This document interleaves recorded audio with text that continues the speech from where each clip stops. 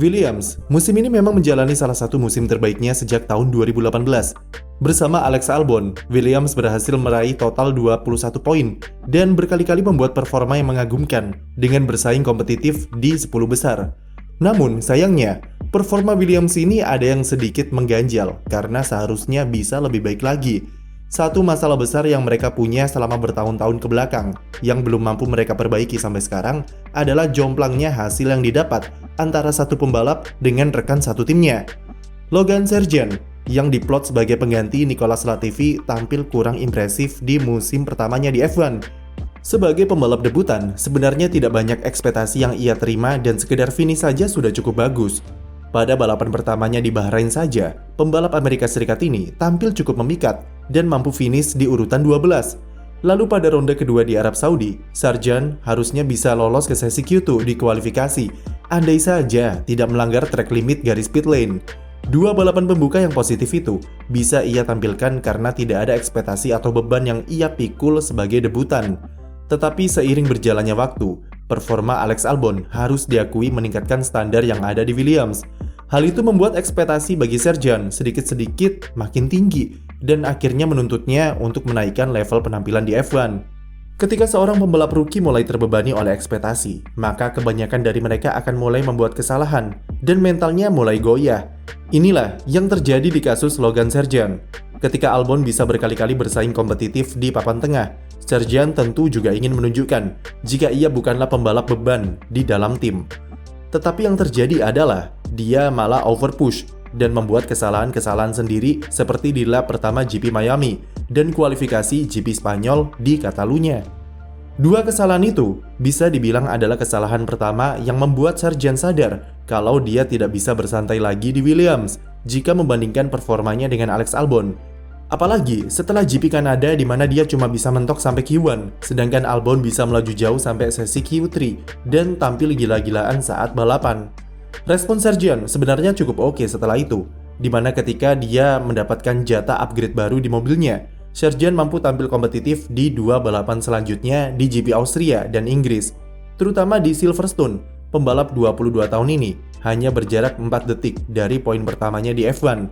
Tetapi setelah itu, performa Sargeant kembali angin-anginan dan dia kembali menjadi penghuni papan bawah. Sejak itu pula rumor mengenai masa depannya mulai berhembus kencang.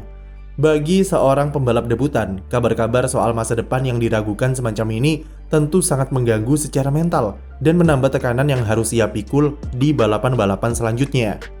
Momen setelah jeda musim panas sebenarnya adalah kesempatan emas bagi Sargeant untuk menekan tombol reset dan membuktikan jika dia layak dipertahankan oleh Williams. Tetapi sekali lagi, gosip dan rumor mengenai masa depannya di tim membuat Sargeant kena mental dan membuatnya mudah melakukan kesalahan. Di GP Belanda, meski dia berhasil untuk pertama kalinya lolos ke sesi Q3, namun endingnya malah crash di tikungan 8. Lalu ketika race, Sargeant lagi-lagi lakukan kesalahan di tikungan kedua dan menabrak tembok. Kemudian, di GP Singapura, Sargeant juga sempat menabrak dinding pembatas di pertengahan balapan dan merusak sayap depannya. Puncaknya adalah performa berantakan Sargeant di GP Jepang kemarin, di mana dia menabrak tembok di tikungan terakhir saat kualifikasi, membuatnya start dari pit lane dan terkena hukuman 10 detik sebelum balapan dimulai karena kesalahan prosedur mengenai sasis cadangan oleh Williams. Nasib sial Sargeant tidak berhenti sampai di situ. Ia kembali berulah dengan menabrak Valtteri Bottas di hairpin dan mengakhiri balapannya lebih awal. Performanya yang kacau tersebut semakin menandakan jika kondisi mental Sargeant saat ini sangat tertekan di Williams. Meski beberapa kali ia membantah dan nampak acuh soal rumor-rumor masa depannya di F1, tapi penampilannya kemarin tidak bisa bohong. Insidennya saat kualifikasi itu disebabkan karena Sargeant overpush dan mengalami oversteer. Saat oversteer pun, dia masih memaksakan diri untuk tancap gas dan membuatnya kehilangan kendali. Jujur saja, di atas kertas performa Sargeant sebenarnya lebih baik dari Nicolas Latifi secara overall. Performa Sargeant masih cukup oke dengan beberapa kali sanggup lolos ke Q2. Masalahnya adalah Sargeant sudah 4 kali crash dan belum dapat poin musim ini. Di era budget cap seperti sekarang, merusak mobil seperti sesuatu yang haram hukumnya, bahkan bagi seorang rookie sekalipun. Biaya yang seharusnya dipakai untuk development mobil, jadinya malah dipakai untuk biaya reparasi mobil rusak karena insiden. Apalagi di tim seperti Williams yang budgetnya terbatas. Dampak yang cukup terasa adalah Sargent tidak mendapatkan upgrade sayap depan di GP Italia sebagai akibat dari kecelakaannya di GP Belanda. Itu sebabkan dia kehilangan kesempatan untuk memberikan penampilan terbaik pada balapan di mana Williams sangat kompetitif. Tim prinsipal Williams, James Falls, mengatakan jika Sargent di beberapa balapan terakhir bahkan memakai mobil dengan spesifikasi aero yang lama karena tim tidak bisa memproduksi komponen-komponen baru.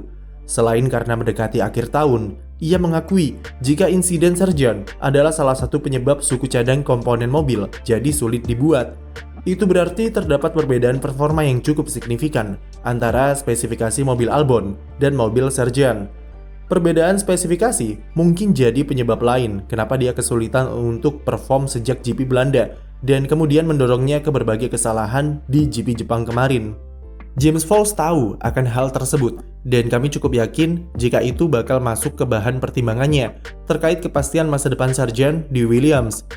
Peluang pembalap kelahiran Florida, Amerika Serikat ini bisa dibilang masih 50-50. Potensinya cukup oke, dan dengan perbedaan spek mobil seperti yang kami baru saja jelaskan, maka bisa jadi ia dipertahankan untuk musim depan. Selain itu, Sargent diketahui juga membawa sejumlah uang sebesar $30 juta kepada Williams, dan ini akan jadi faktor kuat bagi Dorilton Capital untuk mempertahankannya di tim. Tetapi, James Falls sejak awal sudah menegaskan jika ia bukanlah bos yang mementingkan uang dalam setiap negosiasi. Jadi masih ada kemungkinan jika Sargent akan didepak dari tim dan mengambil pembalap lain yang lebih menjanjikan. Mick Schumacher sempat jadi opsi dan bahkan ditawarkan langsung oleh Mercedes untuk dipinjamkan ke Williams. Tetapi gosipnya, tawaran itu ditolak oleh James Falls. Mick Schumacher sendiri juga sepertinya lebih memilih balapan di ajang ketahanan WEC, yang mana ia dirumorkan akan bergabung ke tim Alpine musim depan. Dua opsi tersedia bagi Williams jika mereka ingin menghadirkan pembalap baru ke tim adalah Filipe Drugovich dan Liam Lawson. Paling ideal sebenarnya adalah Liam Lawson yang tampil impresif dalam perannya sebagai pembalap pengganti di AlphaTauri sejak GP Belanda. Apalagi dia dipastikan tidak akan membalap di 2024 karena AlphaTauri lebih memilih Daniel Ricciardo dan Yuki Tsunoda. Masalahnya adalah Red Bull tidak berniat meminjamkan Lawson ke tim lain karena dia diplot sebagai pembalap simulator dan cadangan untuk musim depan. Selain itu, Helmut Marko ingin menjaga posisi Lawson untuk 2025 nanti, di mana kemungkinan besar kontrak Sergio Perez tidak akan diperpanjang di Red Bull. Jadi, opsi paling realistis adalah Filipe Drugovich. Pembalap Brasil ini sekarang terikat kontrak dengan Aston Martin sebagai pembalap cadangan. Dia adalah juara umum Formula 2 tahun lalu dan cukup menarik perhatian karena potensinya cukup bagus. Meski harus diakui juga kalau talenta Drugovich kurang begitu sensasional karena ia terlalu lama di ajang F2 dan progresnya cukup pelan di awal karirnya. Drugovich saja baru mendapat backingan langsung dari tim F1 sesudah ia mendapat juara di F2. Tetapi jika melihat perjalanan karirnya yang terus menanjak, maka pembalap 23 tahun ini layak dicoba sebagai pengganti Sargent di Williams. Apalagi Drugovich sudah menolak banyak tawaran dari ajang lain yang lebih menjanjikan kepastian jenjang karir seperti WEC dan IndyCar untuk menunggu kursi di F1. Jadi, menurut kalian, mending pertahankan Sargent atau diganti pembalap lain? Tulis di komentar dan jangan lupa beri like dan subscribe untuk konten F1 lainnya.